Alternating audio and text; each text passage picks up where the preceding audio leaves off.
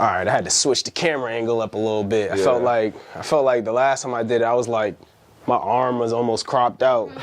So it's gonna look a little different. There, yeah, we look a little bit more in there. Jacqueline, it was your show last time. The last clip, that's what it's gonna look like. It's gonna look like Jacqueline's show. Yeah. It's cool though. So without any further introductions, right? Like I said, we're here with Wholesome, and I wanted to break up this piece of interview for two people because this is a two-part operation, and I like doing stuff mixy. I'm not gonna lie, this is my first two-person interview, and we need to. I know y'all see these nice mics and shouts out to Rec Philly, but I don't have the technology for three people at one time yet. So if anybody out there wants to come in and be my producer and allow me to have more guests, this is your moment, right? So without any further ado, introduce yourself, bro. And you know what I mean? I want to ask you a few questions as well. Sounds good. My name is Emmanuel Williams. I am the founder and CEO of the Wholesome Foundation. I'm also born and raised in Philadelphia. I can't really claim a certain side because I was all over Philadelphia. But started Wholesome when I was in college to bring together the people of color community. Being at a PWI, Penn State, it was really difficult to see us all in one place at one time and to see us supporting each other. So Wholesome really started out to bring together the people of color, and then it evolved to bring everyone together despite your background and ethnicity. I mean, shit, that's excuse me, I'm trying to gotta get monetized. Gotta be forgetting. Do the best we can. But I appreciate you mentioning that, because part of when I first started my business, they said, oh man, don't mention that you're a business that highlights people of color, because then you're not going to get no business. Yeah. And so anytime I hear somebody acknowledge that, I always, my heart and my honor goes out to y'all, because it's like you wearing a badge of intention that most people stray away from. And then I even like what you mentioned is like it evolved as well, right? To incorporate any and all backgrounds and ethnicities, obviously, as they align with building community and like they still go with the core values. Of course. But I still, I want to open that bag up just because you mentioned it. It's like, I heard from a banker that I like to study. He said just because it's a black bank, it doesn't mean that all people can't put their money there. And that sometimes kind of comes with a stigma of like saying, if this is an open mic, like if you say melanated open mic, it inherently makes other people think that they ain't supposed to be there. And maybe they're not supposed to be there, like there's an energetic thing that goes along with like when they put city district meeting on a piece of paper. I'm like, I don't want to be there. So let me stop, because I need to be there. Yeah. But like, there's ethnic backgrounds that are associated with the things that we do. So, when I always think of how to acknowledge what that banker guy said, is like, all right, I always just want to make things the best way that I can, and then always acknowledge who I am in it.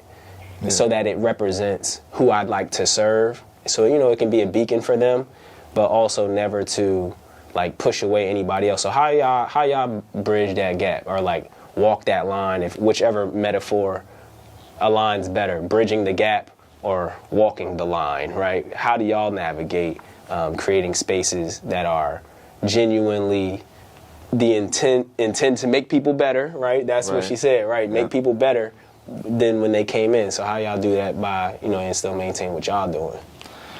So just to touch on the evolution of Wholesome, the whole people of color thing, it started out as a movement. The idea was bringing us together within our community, but also to find out what our issue is with ourselves that create certain division within our community, but also division with other communities.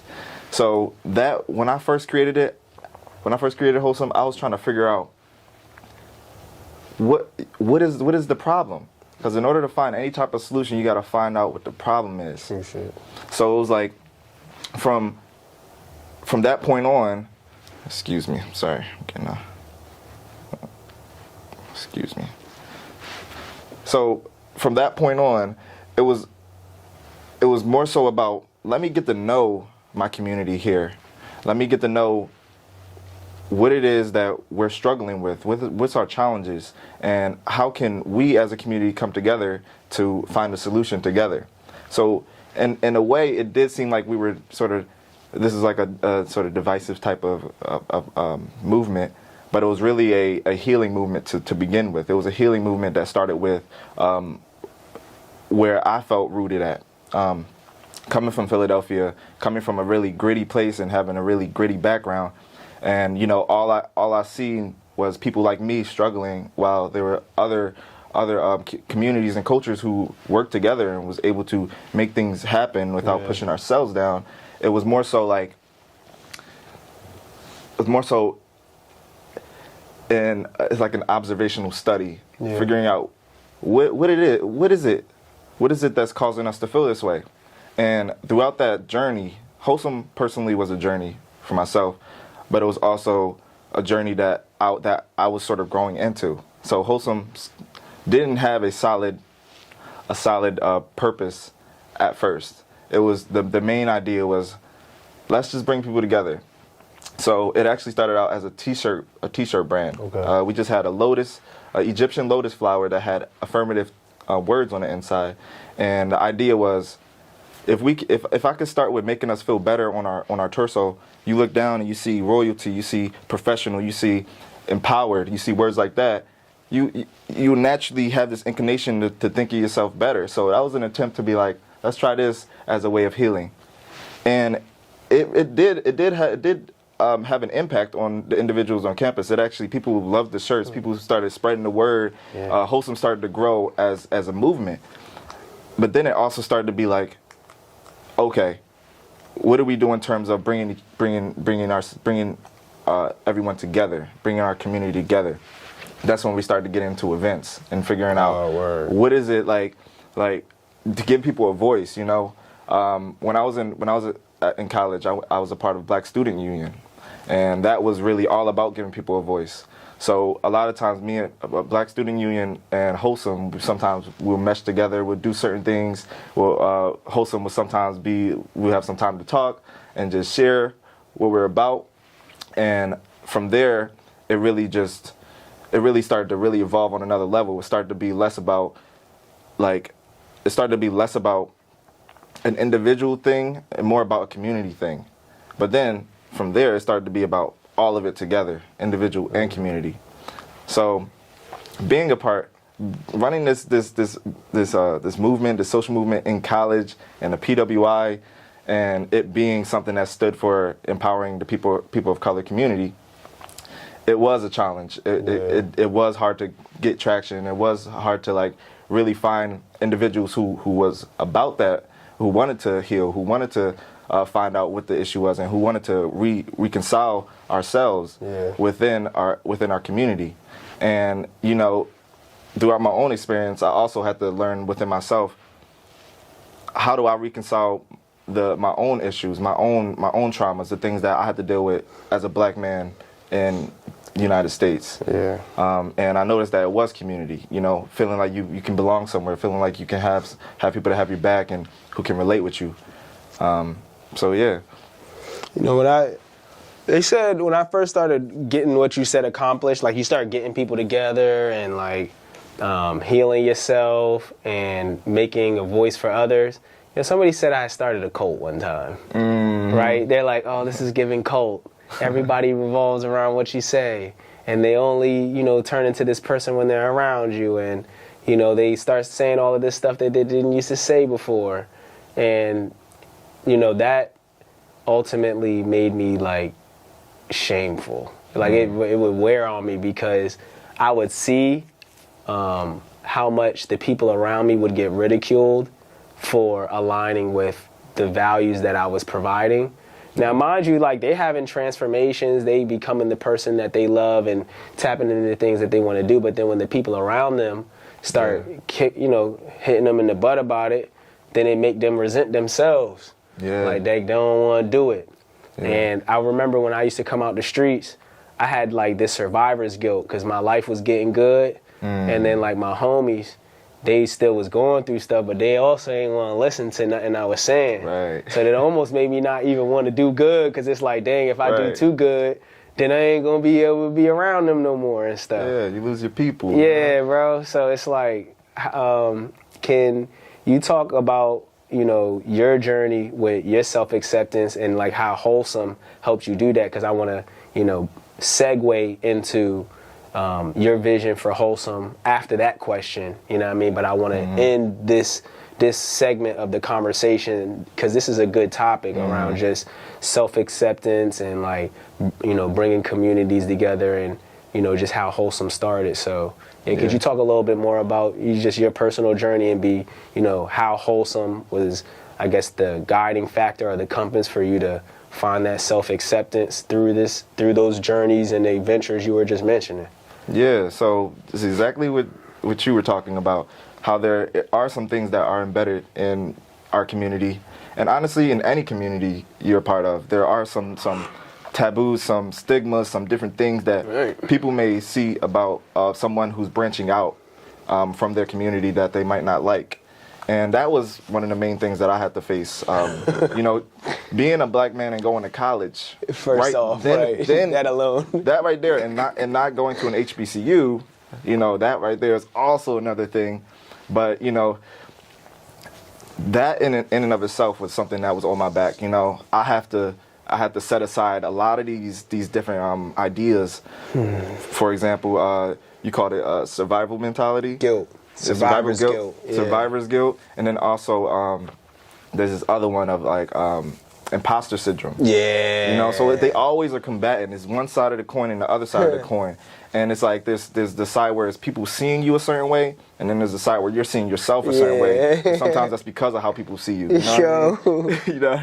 So that idea is those things are things that I had to challenge within myself. And I had to like really take a good look even before I even started Wholesome, you know, going to college and exploring and joining programs and, you know, trying to find my place. It was all really a mystery, you know. And I think specifically as people of color, and, you know, people of color is not just black individuals. Anyone of color. We all have indigenous in all places, right. We all have our issues that extend from the struggles we've been through because of our color of our skin. So a lot of that comes from, I don't like seeing somebody who look like me doing better than me, because how are they able to do it, you know? A lot of that is stuff that I had to face even before starting a business. And, you know, at some point when it got to that really tipping point in terms of, all right, do I lower myself, lower my standards, you know, to play the part, to fit in, to be this guy that everyone wants me to be, or do I step up and I step out and shine my light even brighter? Of course, that's going to ruffle feathers. But, you know, am I doing it for myself? Or am I doing it for them? Or am I doing it for something that's beyond myself? And that's really the difficult paradox, the idea, the thing that I really have to figure out, but I feel like we all have to figure out. What are we doing the thing that we're doing for? And that really powers why we do certain things in our actions, you know? So with all those questions going in my head, stepping into college, stepping into this new environment, I really knew that this was my time to change my destiny, to change the direction that society has placed me in. And, you know, just even getting to college was a statement of changing my destiny, you know, because could have stayed out of the way, you know, did my thing, got a job, and, you know, kept it moving. Could have did other stuff too. A lot of other stuff. Did a lot of other stuff. Not the country voice. Yeah. A lot of stuff, man. Man. So, you know, it's a lot of stepping out and there's a lot of ruffling feathers. So, at some point, it's like, how much power do I give the other over me versus how much power am I giving myself or allowing myself access to, you know? Yeah. And that's really, I feel like that energy, that motivation, that power was what bursted me to be like, it's time to really like, let's start making moves. And it started out with just a t-shirt brand, you know, just to make people feel better about themselves. And then from there, it really just evolved from there, so. Okay. Yeah. So, all right, so we want to talk now about the present day and the vision, right? I talked to Jacqueline about that as well, but I also want to hear just more about the vision. So let's talk about the present day. You know, like what are some of the things that y'all are working on? And for you personally, what have been some of the bigger challenges that you've been facing developing the Wholesome Foundation, and then the vision that you all have moving forward? And then I'll have one more question for you after that. Yeah. Okay. Just remind me of the question. Gotcha. The line of questioning. Right. Yeah. So what do you have going on presently with the Wholesome Foundation, and what are the larger challenges that you're facing with the present day things that y'all are doing? So what is our vision for the Wholesome Foundation presently? Yeah, right now, yeah. So for the year 2024, we're really trying to expand in pretty much all ways possible. We're trying to expand our community in terms of who's actually a part of our community, you know? Jacqueline mentioned earlier that we've been having struggles attracting the males in the community, you know? It's really hard to I guess, express that vision, or, you know, that point in which we would love more guys to come out, or, you know, how guys can benefit from these services. And, you know, just how powerful it is to be a masculine man that embraces a lot of things that people call feminine, or people call, you know, not really masculine, I guess. Yeah. And yeah, so that's been a big challenge. You know, we really want more men to come out here and start, you know, working on themselves, working on their mental health, working on these things that we've struggled with because we're men, you know. We have to hold things in. We can't cry. We can't talk to somebody about our feelings. And that's what makes us, or that's what brings us sometimes to the side of toxic masculinity. Yeah. So that's something that, you know, we're trying to help out with. And, you know, even as a man myself, I deal with a lot of challenges as a man. You know, I still have trouble expressing my emotions, or, you know, letting out those tears, you know. So even with me, you know, it's also having other men to just vibe out with, talk to, and stuff like that. So yeah. I was about to say, like, how do events be for you? Right. This would be a good testimonial just so other guys can watch this drawing and be like, oh, all right, well, he there. So how do the events be for you? How do you feel like they be making you better? Yeah. It provides a space, you know. A lot of times we feel like we're not in a safe enough space to even talk about these things, you know. So when you set the foundation first of, is it safe for me to be myself? Once you set that foundation, you can take it to the next level in terms of being vulnerable, or, you know, in terms of speaking out and shining your light a little bit more. You know, at Wholesome, that's what we really pride ourselves on. We pride ourselves on creating the space first, the intention behind it, and you know, just having a lot of things set in place so that you don't come in and you're trying to figure out what to do. We already have everything set in place. We have the agenda. We have, you know, sometimes time for you to just chill out and, you know, talk to people and you know, experience it in your own way. So a lot of it is, you know, giving people space to be themselves, but also setting out a structure, and then also opening the doors for people who may be more shy or, you know, introverted. And, you know, especially with men, I feel like we battle with a lot of those things, you know, not feeling able to share our light, or, you know, to share our emotions, or just feeling comfortable. Oh man, this is going with my last question perfectly, right? Mm-hmm. So, but I wanna shimmy into what you said real quick, right? It's like, so what is quote unquote better? How do you become better as a man through these events? Is there like there's clearly a specific like roadmap that you're taking us down. So is better meaning I'll be able to create better space for myself when I leave? Because when you tell me this, I'm gonna give you the craziest Instagram pitch for y'all to use to get people to come. But I just gotta know where we going with this. So better, as if I'm a man and I'm coming to the Wholesome Foundation event and I'm coming as myself and I would like to leave a little bit better, what is better? What is that offering in that process going to make me better at?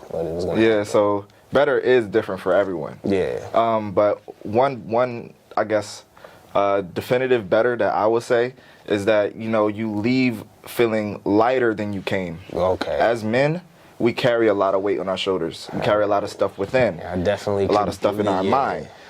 a lot of different things that we feel like nobody will understand us. Nobody will, give us the time of day, or they might leave us, or see us lesser than because of the things that we got going on. The main thing about our event is that we want you to have a place where you can release and release safely, and feel like you're being heard and feel like you can share. So by better, we mean you come to this place, you be yourself and do so. You let down those burdens. Yeah. Other people can sometimes take those burdens and see it and be like, I hear you. This is not you. This is something you're carrying. This is something that you feel responsible for, and you don't have to hold that on your back all the time. And by doing that, you have the option to let it down, or you can see it in a different way. No matter if you're a man or a woman, we all carry stuff that we got going on before we walk into any space. So when you walk into Wholesome, we want you to walk in knowing that we want you to walk in feeling safe enough to be yourself, and then we want you to leave out feeling like you just dropped a whole lot of baggage off your back, and that you can go throughout your day more lighter, but not only more lighter, but with new resources and new ways to use whatever we did in the Wholesome event is now yours. Now it's in your mind. Now you can do it in your own time. You could even journal or something on your own time. Things that you might have not felt so comfortable with, and then you got to do it at a Wholesome event. You're like, wait, that really did feel nice. Okay, I'm gonna try it out on my own time. It's really, we love autonomy. We want you to take your health, whatever that it means to you, in your own hands, and we want you to be better, and whatever that means to you, in your own way. So. Okay, so are you tired of being a strong man? You want to be able to lay down your burdens. You tired of that job? Your girl getting on your nerves? Are you getting on her nerves? So now she's getting on your nerves? Well, look, come to a Wholesome Foundation event, right? Because when you come to the Wholesome Foundation event, you can actually lay your burdens down. You don't have to be strong, or you'll be relieved of the things that you're carrying, right? I know I need some of that in my life. You know what I mean? It's like, no, it's real though.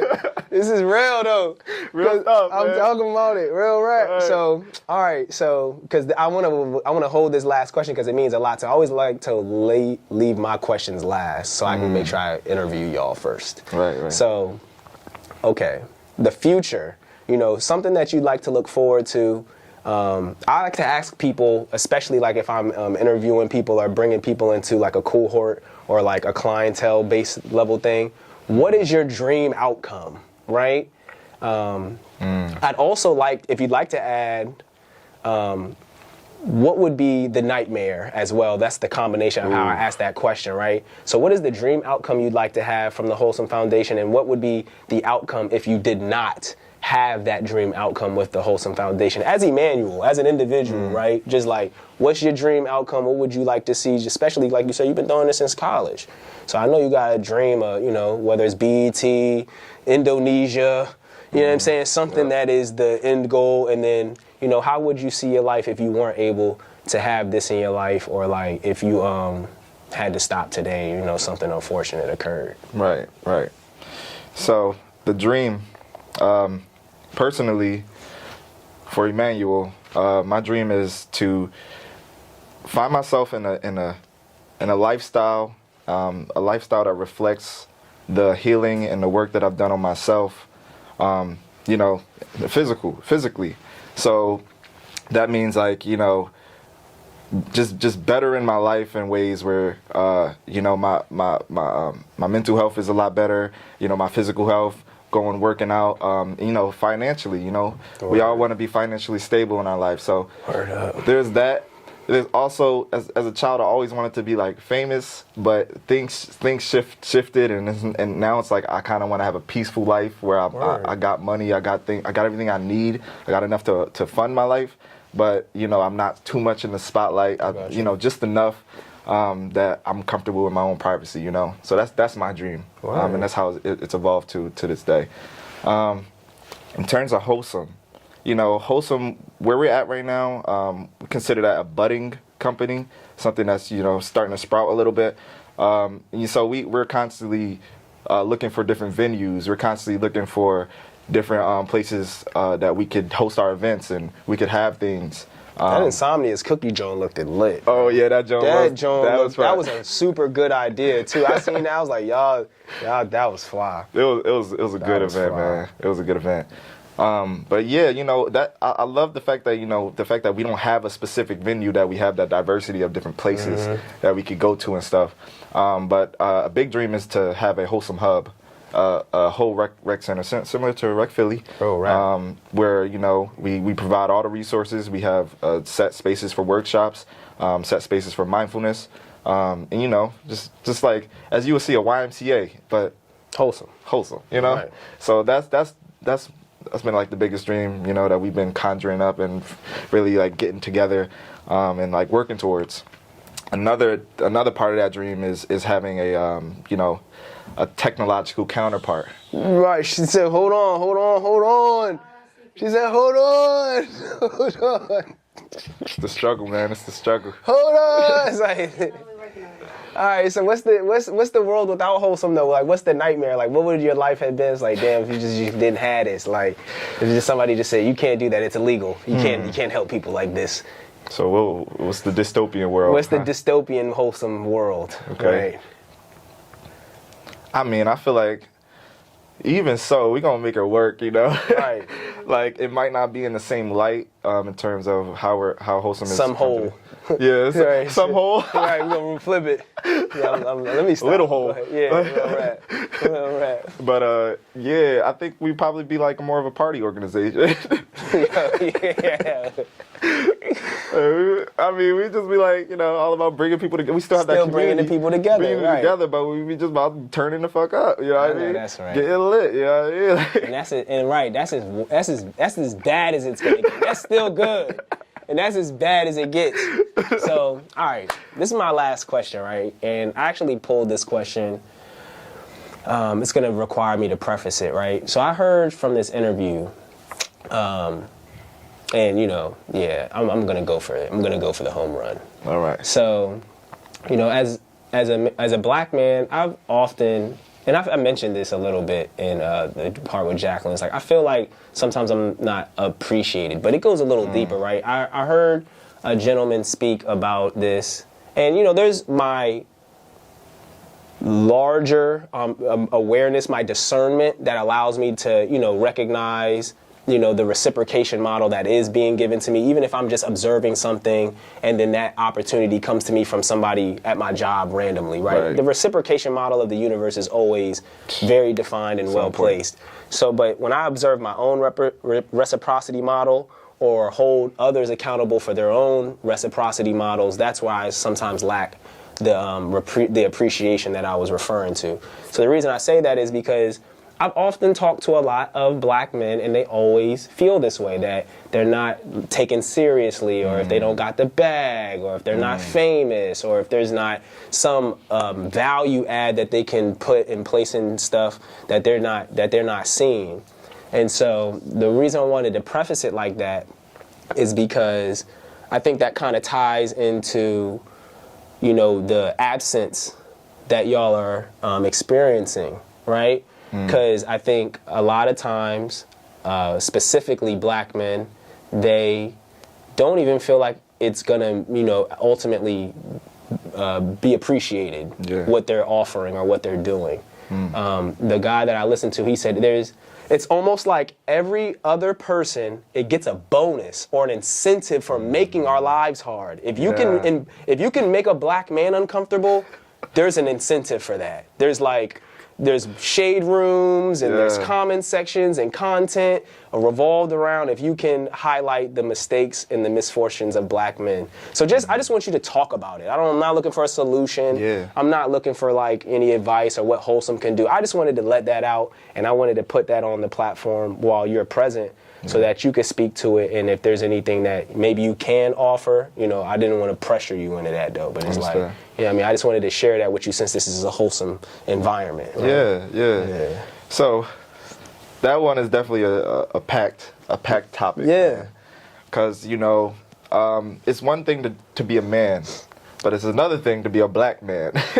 Because we we, I can't really speak for the black community as a whole, but there are some definitive things that we went through as a community that has caused us to feel like we need to be the best we possibly can be, and we need to do it 10 times better than that to even hit the mark. My dad raised me that way. He said, you're going to work 3 times harder than everyone else just to get what everyone else has. Exactly. He raised me that way, and I was very uncomfortable with him saying that when I was a child. I'm like, what do you mean? That's what I'm talking about. So it even comes that idea is sent down to us through the generations, through our parents, through the people who really had to really forge the way for prepare us. Yeah. So it's like you can't get mad at them for saying those type of things to you as they are trying to prepare you in the way in which they had to learn themselves. A lot of them didn't even have parents or people to guide them. Equal opportunities. Exactly. Equal opportunities at all. So being sent down that message constantly, different families. It don't even matter what family, your family background. That's usually like a common thing that we hear as black men. You got to work really hard. You gotta make sure that you actually your work is producing results. If it's not producing results, then what you doing? Yeah. So that's the next part about it. Is what you're doing productive? Is it producing results? And that's something that I noticed that personally I faced a lot. Our worth is dependent on the stuff that we done and we created and the results that was produced after that.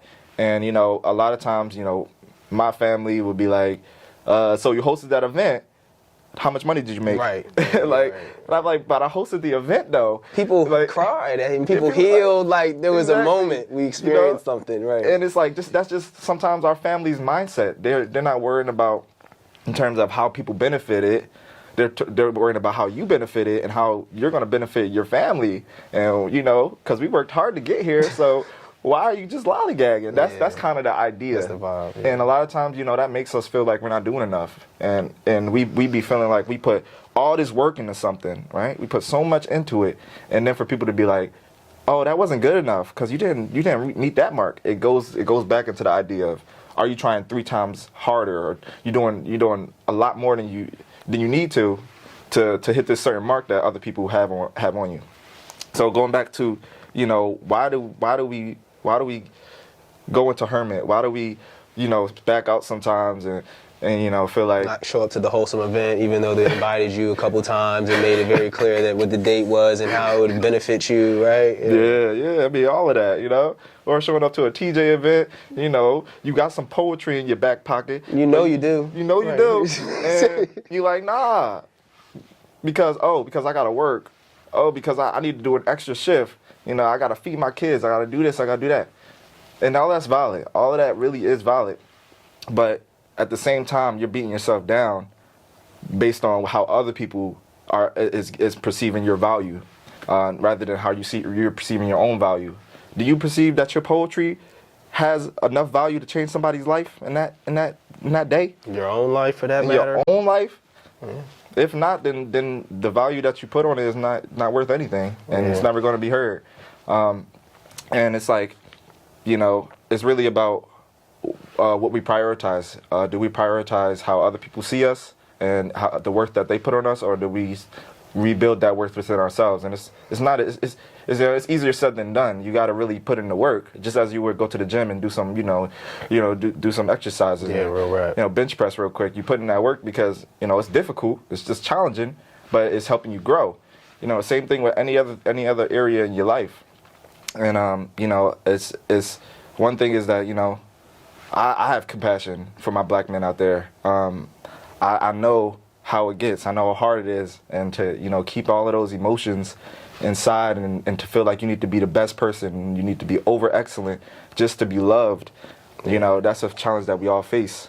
And coming to an event, a Wholesome event, coming to a TJ event, or anybody else, in our network, TJ, he always sharing people's endeavors.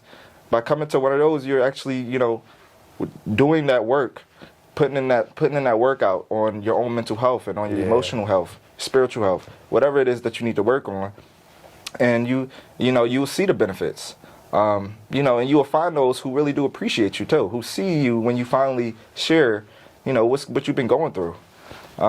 So yeah, I mean, I would say like that's a possible solution, but it, you know, it's different for everybody. Sometimes that is just going to the gym and letting that or going to work. Or going like to work. when I got my job, that was my solution. Yeah. I needed to get a job. Yeah, Like, you so know, it's different for everybody. Yeah. But you know, something that a lot of us have embedded in us is, you know, that down talk about you're not doing enough, you know, and that subconsciously, you know, tells us that we are not enough, that we need to do better, and that we're not appreciated. So I mean, that's my perspective. No, I love that. You kind of, you know what I mean? That was like a really good ending to this joint, like, because. You know, I'm gonna need that later. I'm gonna need to re-listen to that later.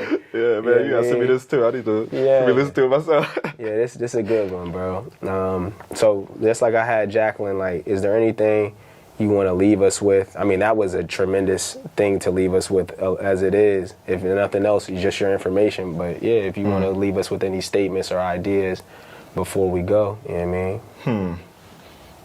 I might need some time to think too. Yeah, so this is where I lock myself in again. So, you know, soon we're going to be having consistent lives on Instagram, right? I used to do my lives and my cohorts on Discord, but it seemed to be a very large learning curve. Me and Jacqueline talked about this a little bit earlier in our interview. If you missed that part of the interview or didn't see the whole interview, make sure you watch all of the interviews, because when we go live, that's when you'll be able to come on and ask some questions, you know, talk about your new album. Maybe you want to be appreciated as a black man because you don't feel like you're gaining that, and you want to start repatriating and rehabilitating that connection with self. So, you know what I mean? Make sure y'all tap in with this full episode.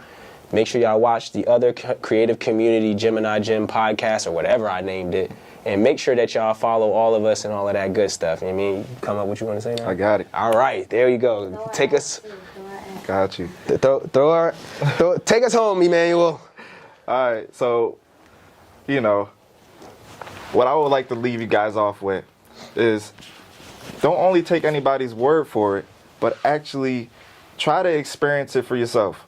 Whatever you hear from somebody, any advice that you get, or, you know, if somebody is speaking on their own life and they're, you know, telling you how to do it better, don't take their word for it until you try it.